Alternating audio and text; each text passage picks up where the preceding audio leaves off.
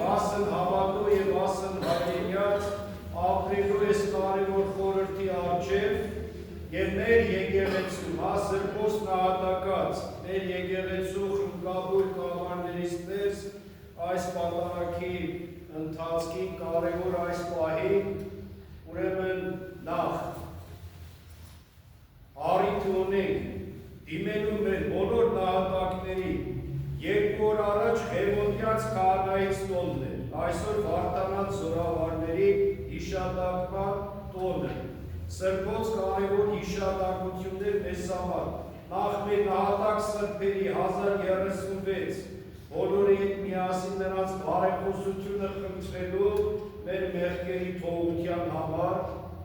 իրենց բարեխոսությունը խնդրելու, որպեսզի Աստված բոլորիս ուժ, կարողություն, մտքի զորություն, մտքի պայծառություն, իմաստություն տա,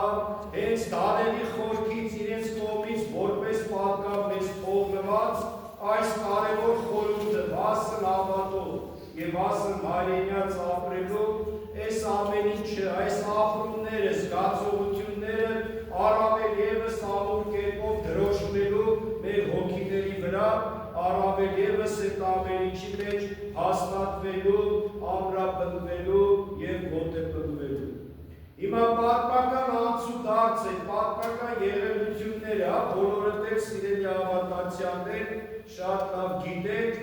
ուրեմն հայերին առաջարկում էր դավանափոխություն, հիմա ասում եմ ես վերջին շրջանին մի քանի այսպես ուրեմն կարծիքներին անդրադառնալ, որովհետև կան մարդիկ և կան պատմաբաններ, որ Վարդանանց պատերազմի այս ընթացքը կարծես դիտարկում են արկածախնդրություն սպառապետի կողմից, որ ամբողջ ժողովրդի հանեց պատերազմի հզոր պարսկական զորքի առջև, բայց հիմա նայեք, տեսեք, այսպես մտածենք, նախ դիտարկենք պարսիկների մտադրությունը, ինչ էին ուզում անել։ Այսինքն ինչ կարելի է մտածել, արդյոք դա ճիշտ է մտածել, որ իրենք ուզում էին դավանափոխության միջոցով կարծես մեզ համար ցավ էին ապրում, ուզում էին մեր ժողովրդին դնել ճիշտ աստվածպաշտության խորհրդի մեջ։ Այսինքն մտածում էին մեր հոգու փրկության մասին, որ մեզ առաջարկում էին դավանափոխ, այսինքն մեզ համար ցավ էին ապրում, ուզում էին, որ հայերը ճիշտ պաշտամունքի մեջ լինեն, իրենց հոգիները փրկվի, իհարկե ոչ, դավանափոխության նպատակը ինչն է, ձուլելու, որտեղ պարսկական քաղաքականություններ այդպես իր տիրապետության տակ գտնվող ազգերին դնելու նույն հավատքի մեջ,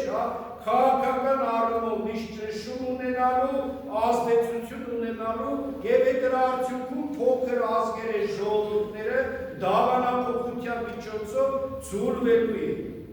Հիմա եթե մենք ընդունեինք, ենթադրենք, պարսկական կրոնը, կրակապաշտությունը,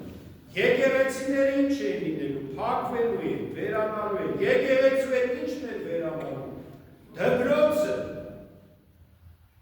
այսինքն դպրոցի հետ գիր, գրականություն, արվեստ, մշակույթ, այս ամեն ինչը ջնջվելու է, դուրս է գալու, հայ ինքնությունը կորելու է գնալ, և դրա համար է ժողովուրդը Խևոտ երեցն սկսեց, հետո Վարդան Մամիկոնյանը կանգնեց ապստամբության առաջնորդության վրա,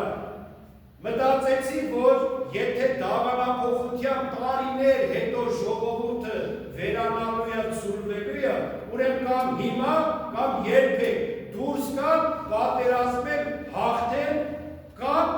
միանգամից պարտվելով կանգնել են արհավիքի առջև, այսինքն ցուրվել, վերանալ, բայց դուրս եկան պատերազմի հավատքով, այն հույսով, որ իրենց առաջնորդելու է այսօր Պողոս Առաքյալի խոսքը կար մեր հավատքի զորագրուխը, Քրիստոս։ Նահատակում էին հանուն Քրիստոսի այն լավատեսությամբ, իրենց մեջ ունենալով այն քաջությունն ու արիությունը, որ նահատակվելու են, բայց դրա գինը ժողովրդի փրկությունն է լինելու։ Մեր ժողովրդի ապրելու և հարատևելու իրավունքը պետք է ձեռք բերվի։ Պետք է շահենք այդ իրավունքը, որպես ազգ հարատևենք և ապրենք հավիտի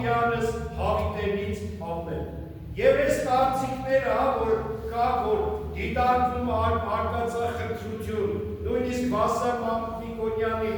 Մամիկոնյանի, ինչ-որ այսպես մտածում են, որ ինքը դիվանագիտական ճանապարհով փորձում են ինչ-որ հարցեր լուծել, ժողովուրդ ջան, հիշեք, ուրեմն այդ քաղաքական իրավիճակը, այդ քաղաքական պայմանները հավատ կուրանալ նշանակում է կանգնել ձուլման վտանգի առջև, նշանակում է որպես ազգ այլևս գոյություն չունենալ։